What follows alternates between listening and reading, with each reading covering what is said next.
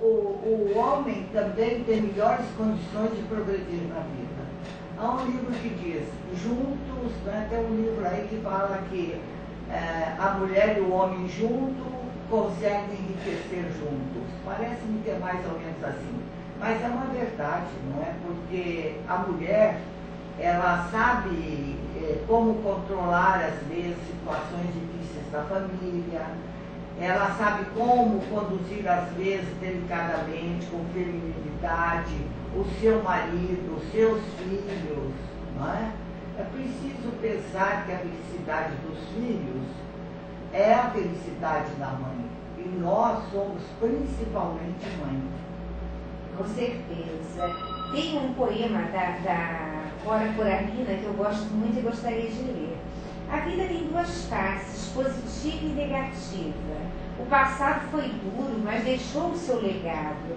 Saber viver é a grande sabedoria. Que eu possa dignificar minha condição de mulher, aceitar minhas limitações, me fazer pedra de segurança dos valores que vão desmoronando. Nasci em tempos rudes, aceitei condições, contradições, lutas e pedras, como lições de vida e delas me sirvo. Cora Coralina. É muito bonito, né, essa poeta?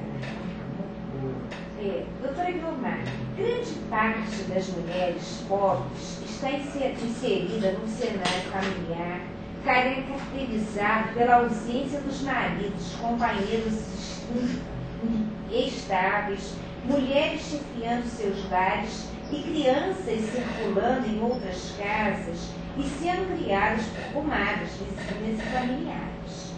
As mulheres passaram a se ver como chefes de suas casas e de suas famílias, já que foram obrigadas a lutar sozinhas por sua sobrevivência e pela sobrevivência dos filhos. A luta pela sobrevivência familiar determinou uma maior ligação entre mães e filhos no que diz respeito ao trabalho, com a divisão das tarefas cotidianas necessárias para a obtenção dos viveres da vida. O que a senhora acha sobre isso? Qual a sua opinião? A minha opinião, a primeira, é o seguinte: nós temos que cuidar do planejamento familiar. Primeira coisa. Planejamento familiar é educar os pais, a família, para o número de filhos que um casal pode ter. O número de filhos que ele pode educar, que ele pode amar. O primeiro passo é o planejamento. Nós aqui não falamos no sentido de aplicar, não é, os recursos que a Índia aplicou, não é que foi foi forçado a ter um determinado número de filhos. O que acontece na China, por exemplo, que o casal só pode ter um filho, porque a população da China, eu estive lá há uns 13 anos atrás, então a população naquela época já era 1 bilhão e 300 milhões de pessoas. Então lá, na verdade, não é o planejamento, lá é coercitivo. A família só pode ter um filho, uma população imensa.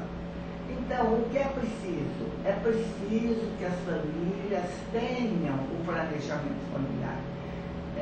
Que os postos de saúde tenham pessoas especializadas e que dê orientação ao casal, principalmente à mulher, quais os meios anticonceptivos que ela pode usar, para que ela não tenha tantos filhos e que ela não possa dar a eles condições de uma vida digna. Isso é o primeiro passo.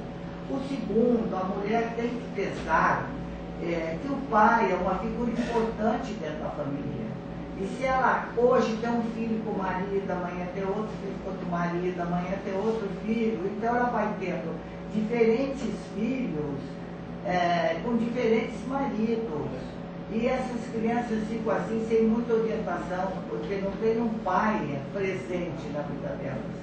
Mas há mulheres extraordinárias, há mulheres que sozinhas elas conduzem os seus filhos, educam os seus filhos, encaminham os seus filhos, e temos homens brilhantes cuja educação praticamente foi a mãe que deu e foi a mãe que conseguiu o sustento desses rapazes.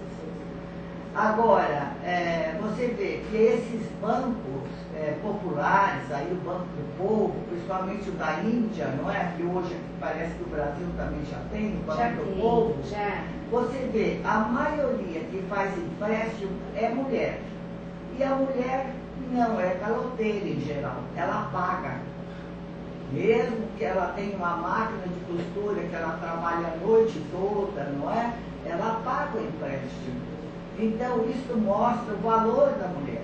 E outra coisa também, essas mulheres que lutam mais, que trabalham mais, que têm uma vida muito mais difícil, são mulheres mais solidárias e mulheres que entendem o direito do outro. Isso é muito bonito e serve de exemplo para as demais classes, para as demais mulheres mais privilegiadas pela vida. Bonito, doutora Guiomar, profundo também, para a gente refletir. No momento, inclusive, em que as mulheres de classe mais alta, quer dizer, não centralizam a sua decisão de formar a família no pai, quer dizer, hoje pelos métodos de inseminação artificial, né, essas palavras são profundas para todas as classes, inclusive as que estão optando pelo método artificial, de inseminação artificial, cujo óvulo ou o esperma não são do marido nem dela, também é uma forma de se questionar, quer dizer, a construção de uma nova família em que não há adoção e que a mulher é o que chamava antigamente de barriga de aluguel, né, mas que hoje em dia não usam esse nome, né? Isso tem sido mais uma decisão das classes mais altas. Porque é um processo também mais caro, né, inseminação artificial. E há também o caso das mulheres independentes que têm seus filhos, né, ou através de inseminação, ou então elas são solteiras, não é? E eles chamam de mães independentes.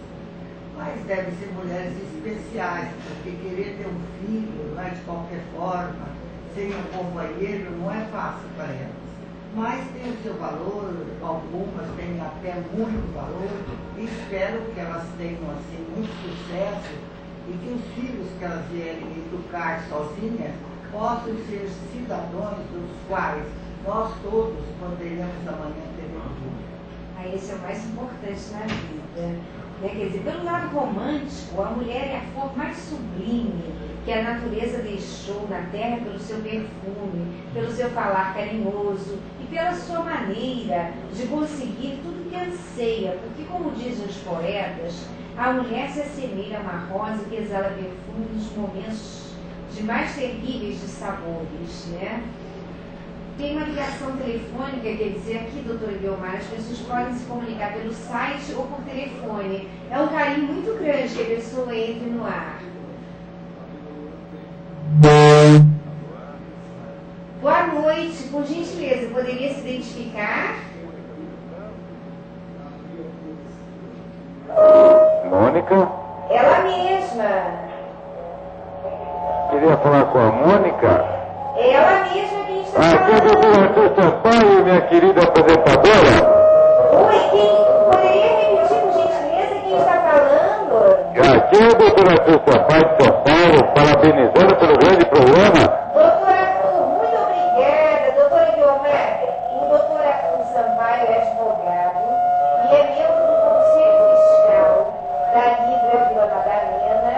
Além disso, ele junto com o doutor Carlos Melo, nosso cirurgião plástico, tem um programa aqui na TV Orkut, um First Class. Arthur, um carinho imenso a sua ligação. Eu vi que você também nos mandou um e-mail, ainda não tinha tido oportunidade de ler, né? É sempre um prazer ver você na telinha, beijos. E o Carlos, né? Outra mensagem sua. Estou conseguindo falar com você agora, estou vendo aqui na internet, você com essa companhia maravilhosa, sua convidada. E estou gostando de ver e desejo muito sucesso para você. E a tese do programa está muito interessante, a valorização aqui parabenizar você. Um grande beijo.